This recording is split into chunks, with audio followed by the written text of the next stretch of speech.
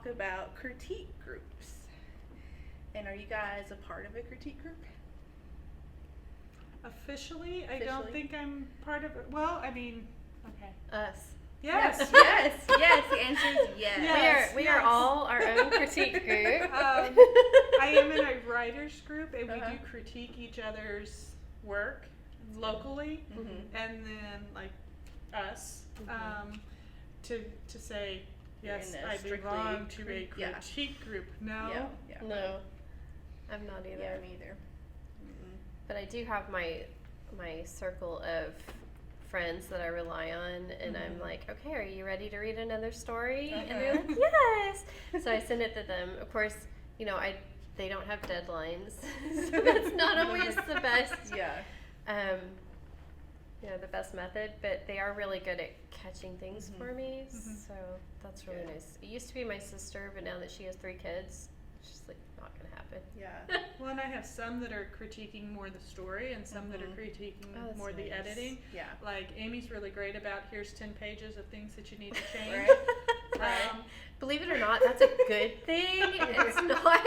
No, she makes it sound really bad, but it's a really good thing because if she does those, then the story's gonna be stronger. It'll be stronger.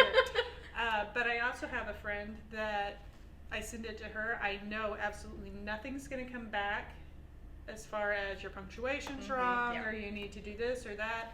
She is strictly reading the story, and I get this time she got it about chapter by chapter because she's like, have you written anything lately?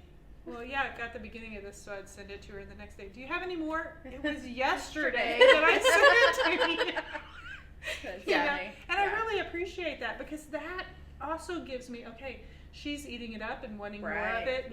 So she got it like chapter by chapter as I went through that last one. And the fact that each chapter she's like, do you have more? Do you have more? Do you have more? It's like, you ended each chapter with a cliffhanger. I did. That's what I do. That's why I stayed up an hour past my bedtime one night reading it. It worked. It worked. You do.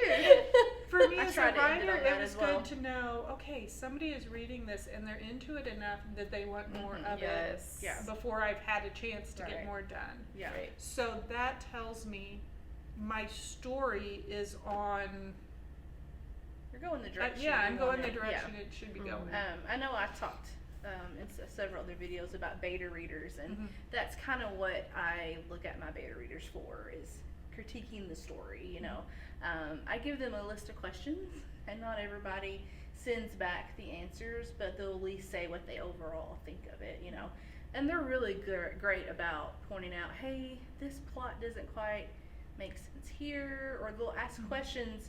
They'll ask the right questions, but it's things that you won't know until you finish the book. And so I have to remind them, well, it's coming. Your answers are coming, but not quite yet. And so do you give it to them in the process, or is when the book is done? I give it to them after I edit through my rough draft. I'll send it to them.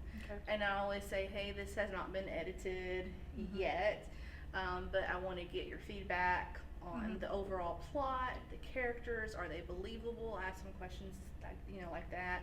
Ask some questions about the dialogue. Does it feel natural? Does it, I have about 20 questions that I ask them. And they're really great about sending back, their thoughts. And if I happen to send them like half the book at once, they're like, come on, I want more, So that's fun. It's it's really validating as an author to hear someone say, I want to read what you have next, or, what's coming, or give me the rest of the book.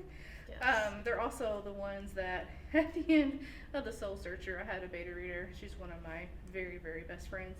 She messaged me all emoticons, and they're all like angry faces and mad faces and crying faces and stuff, and I was like, what are you doing? And she goes, I am mad at you. I'm not talking to you right now. And I was like, I'm sorry. And she was like, I want book 3. Can I have book 3? I'm like, book 3 is not ready yet. This is after the second book. And like, she didn't talk to me for a couple days, but that's fine. That's fine. But I have gotten those comments without context. Like, I had a friend read the second book that I wrote, and I get back, I'm not speaking with you. And I didn't know what she was doing at the time. I hadn't, and I'm like, But why? I'm like searching, what did I do to her? I haven't even seen her. What happened? Yeah. That's always fun. Mhm. That's kind of like how you like it when they say they cry. Yeah. I kind of like it when they get mad. Because it does. It makes me know that, hey, they're really invested in this story, which is fun. So what would be like, we talked a little bit about the benefits. What would be a downside of having someone critique it? You have to take it all with a grain of salt. Because I was thinking about one of the people in our local writers group. She actually submitted it for critique to a critique group as part of, I think it was, she was a member of ACFW, and I think they allow you to do that. And so she did, and she got back some feedback, and some of it was really great.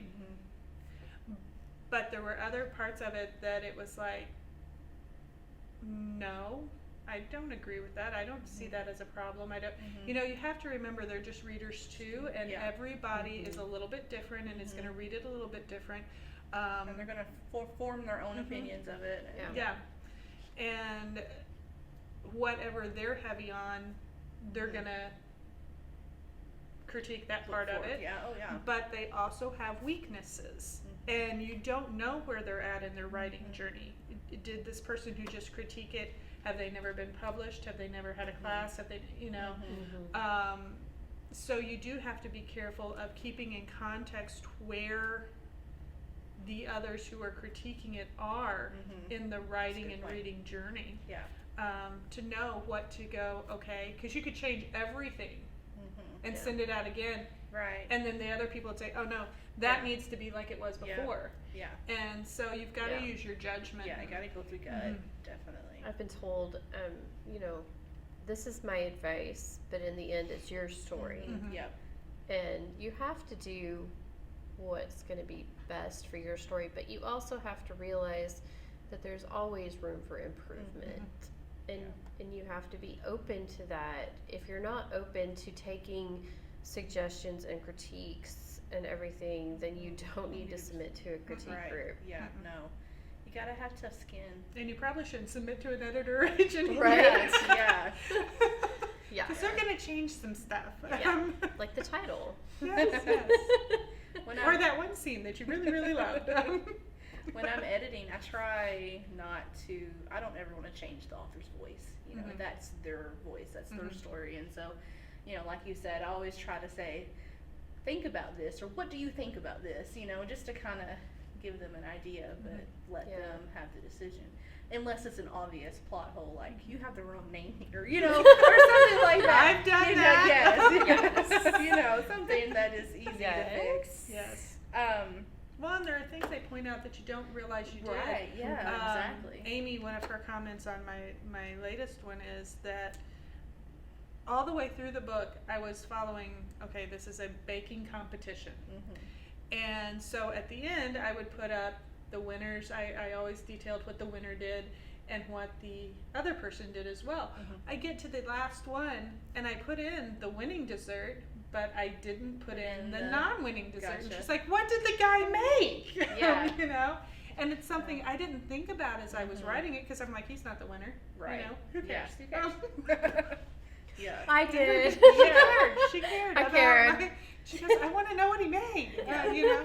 So that's something that, okay, is it a huge thing? If I were to leave it out, would it detract from the book completely? Probably not, but it is something that I've already established this precedent for.